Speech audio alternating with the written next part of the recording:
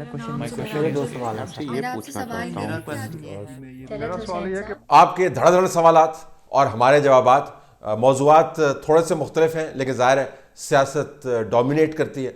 बहुत सारे आपने सवालात भेजें, उनमें से जो सैम्पल सवालात हैं जो आप सबके सवालात की अमूमन नुमाइंदगी करते हैं, वो हमने सेलेक्ट किए हैं इस हफ्ते के लिए। तो आप पूछें, हम देंगे जवाब।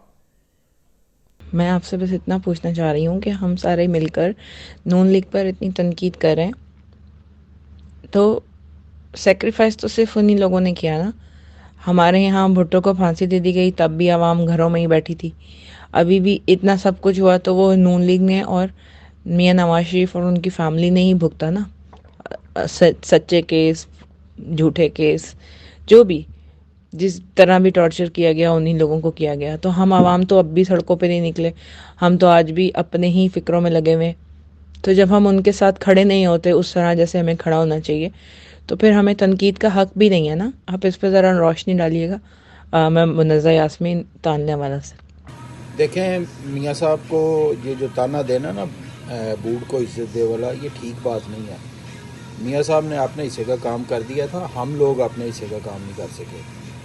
कोई मीडिया मालकान उनके साथ नहीं खड़ा था, किसी ने उनको कवरेज नहीं दी जब वो वापस आए हैं, ना उनका कोई उन्होंने बयान चलाने दिया।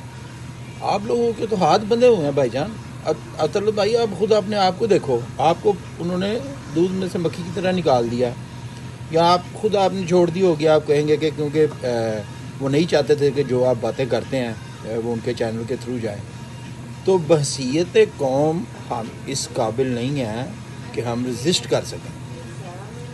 तो बजाय इसके कि सारा मलबा एक बंदे के ऊपर डालने के, हमें अपने अंदर भी झांकना चाहिए कि क्या हम इस काबिल हैं। जो नून लीग ने आर्मी अमेंडमेंट एक्ट में जो उन्होंने अपनी सपोर्ट प्रोवाइड की है पार्लियामेंट में, इसके ऊपर काफ़ी लेरे हो रही है और नून लीग को काफ़ी क्रिटिसाइज जो है वो किया जा रहा है।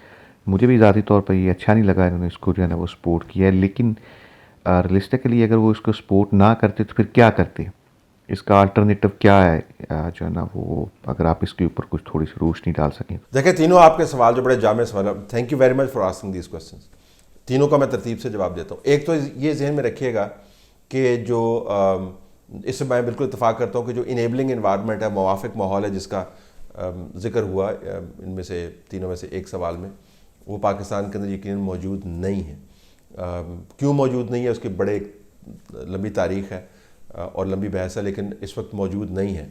रिप्रेशन बहुत ज़्यादा है, लोगों को अपनी जीने की बिपता पड़ी हुई है, वो ज़िंदगी और मौत की कश्मकश में मुब्तला है। और अब तो खैर मोहतरम वज़ीर आज़म ने तो ये भी कहना शुरू कर दिया है कि ज़िंदगी ऊंच नीच का नाम है, खुशियाँ यहाँ पे मिलती नहीं है, असल सुकून कब्र के अंदर होता है। यानी जिस मुल्क का लीडर जो है वो कौम को सुकून की तलाश में कब्रों तक पहुँचाने की बात कर रहा हो, तो आप उससे ज़हनी डीमोरलाइजेशन का अंदाज़ा लगा सकते हैं। और ये बंदा जिसने तमाम तर अपनी डिस्क्वालिफिकेशंस के बावजूद जो है वो इस मकाम पर उसको लाया गया, वो कब्रों की बातें कर रहा है। तो जो जिसको किसी को सपोर्ट ही अवेलेबल नहीं है वो क्या बात करेगा, रेजिस्ट क्या करेगा। ये पॉइंट इज़ वेल मेड। तो अब मैं दूसरी तरफ आता हूँ, नवाज शरीफ उनकी जमात के ऊपर जो तनकीद है वो हमसे कहीं ज़्यादा, और आप तक शायद वो बात पहुँच ना रही हो, पार्टी के अंदर हो रही।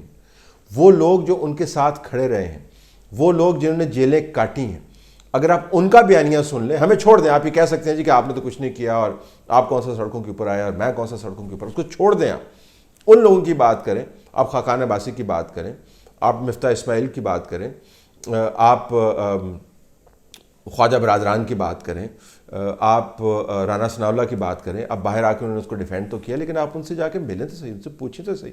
वो आपको बताएंगे कि उनके इन पॉलिसीज़ के ऊपर क्या एतराज़ है। अब तलाल चौधरी से बैठ के बात तो करें। एक जवान के पॉलिटिकल कैरियर है, साफ़ सुथरा चल रहा है, हिट फॉर अ सिक्स। क्यों? क्योंकि उसने एक ख़ास बयानिए के साथ अपने आप को मुंसलिक किया। जब लोगों ने, और सिर्फ एक ख़ानदान ने कुर्बानी नहीं दी, मैं उससे बिल्कुल इत्तफाक नहीं करता हूँ कि एक ख़ानदान ने कुर्बानी दी है, बहुत ख़ानदानों ने कुर्बानियाँ दी हैं। ये जो दो ब्यूरोक्रेट्स इस वक्त जेलों के अंदर मौजूद हैं, फवाद और अहद, अगर ये अप्रूवर बन जाए, मैं आपके सामने रखता हूँ ना, अगर ये भी एक अमेंडमेंट के ऊपर साइन कर दें, तो आपका क्या ख्याल है वो बाहर आके अपने बच्चों के साथ ज़िंदगी नहीं गुजार सकते? बेहतरीन ज़िंदगी गुजार सकते हैं। उनको एक कुगी मारनी है ना, साइन ही करना है ना उनको क्या पड़ी हुई है इतना बर्डन उठाया और कहें जी कि जो मैंने काम किया ही नहीं अपने हाथों से मैं उसको अप्रूवर क्यों बन जाए। तो नहीं बन रहे वो अप्रूवर, पड़े हुए हैं अंदर, 22 महीने से एक पड़ा हुआ है, 1.5 साल से एक पड़ा हुआ है, बच्चों से दूर। वो कुर्बानी है ये बड़ी कुर्बानी है। मैं दर्जनों और एग्जाम्पल्स दे सकता हूँ। तो ये पार्टी के अंदर से भी तनकीद आ रही है, तो कुछ ना कुछ तो गलत किया होगा। दूसरी बात, गलत क्या किया है? देखें, बिल्कुल अमेंडमेंट के करीब तक यही बयानियाँ आप डेवलप करते रहे कि हम ऐसे किसी वारदात का हिस्सा नहीं बनेंगे।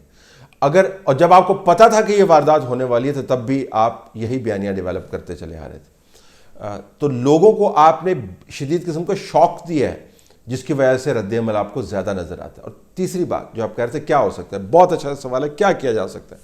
सेवरल ऑप्शंस थे। देखें, ज़िल्लत कमाने जब तारी हो जाती है तो उसको टैकल करने के बड़े तरीके हैं। आप ये कह सकते थे जी कि ठीक है, अगर ये हुकूमत की तरफ से बिल आया है तो हम इस पर बाकायदा डिबेट करना चाहते हैं, हम पार्लियामेंट के अंदर इसको डिबेट करना चाहते हैं, हम डिबेट के अंदर इसके अंदर जो सुकम है उसके ऊपर फोकस करना चाहते हैं, जो मियां मोहम्मद नवाज शरीफ ने ख़त के ज़रिए बाद अज़ वाक़या करने की कोशिश की।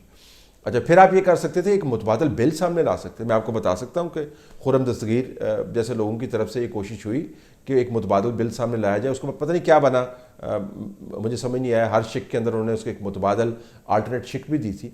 कानूनी तौर पर इसको बहस करवाई जा सकती थी, मुतबादल बिल सामने लाया जा सकता था और इस बिल को बहुत बेहतर बनाया जा सकता था।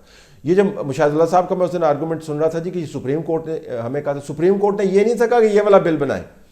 सुप्रीम कोर्ट ने निशानदेही की थी उन मामलात की जिसके ऊपर पार्लियामेंट ने अपना जहन लड़ाना था और अप्लाई करके एक अच्छा कानून बनाना था ताकि ये मामला तय हो पाए। और फिर ये तो सुप्रीम कोर्ट के बारे में तो आप कहते हैं वो पार्लियामेंट को डिक्टेशन दे ही नहीं सकती, उधर से आप कहते हैं सुप्रीम कोर्ट ने कह दिया था, हमारे हाथ बंद गए। और चौथी बात, ये सब कुछ करने के बाद पार्टी की बड़ी क़यादत की तरफ से कोई इसकी वजाहत आपको नज़र आई है? कोई आई है तो मुझे आप बता दो। शहबाज शरीफ साहब इसके ऊपर बोलें, नवाज शरीफ साहब ने कोई बयान जारी किया, चले वो नहीं, उनके बिहाफ पर कोई और बयान आया कि मेरे ख़त का क्या बना। यहाँ पर जो लोग, ख्वाजा आसिम ने इसके ऊपर कोई बयान दिया, तो नाम बताया ना। तो अगर पार्टी के टॉप लीडरशिप जिसने काम किया उसके ऊपर एक शर्मिंदा सी खामोशी तारी है, तो कुछ ना कुछ तो गलत हुआ होगा। आप ये कह सकते हैं कि तनकीद का क्वांटम जो है बहुत ज़्यादा है, लेकिन मैंने आपको बताया लोगों को आपने बिल्डअप किया हुआ था। और अगर ये नहीं आप सब कुछ कर सकते थे तो फिर लोगों के सामने आके ये भी क़यादत आपको दिखानी चाहिए। आप लोगों के सामने आके कह दें कि जी पाकिस्तान के अंदर भी कुछ नहीं हो सकता, बस आप भी फारिग हैं और हम भी फारिग हैं। तो अगर आप समझते हैं कि आप फारिग हो गए हैं तो फिर फारिग वाले आर्गूमेंट को बिल्ड करें ना जी, लोगों को बताएं तो सही।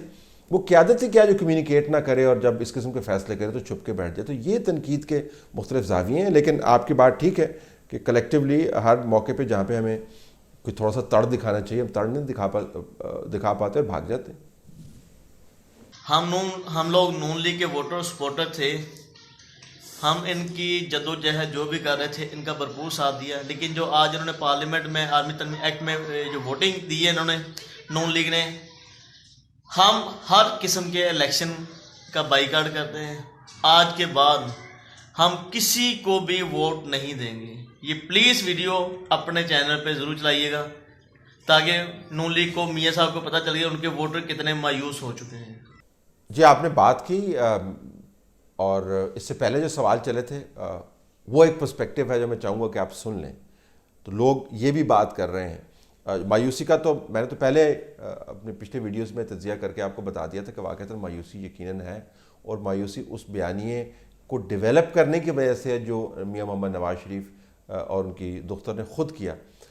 लोग कह सकते हैं कुछ करने की ज़रूरत नहीं थी आपको ये बयानिया डेवलप करने की ना, क्यों आपने बयानिया डेवलप किया अगर आपने कल्मिनेट नहीं किया।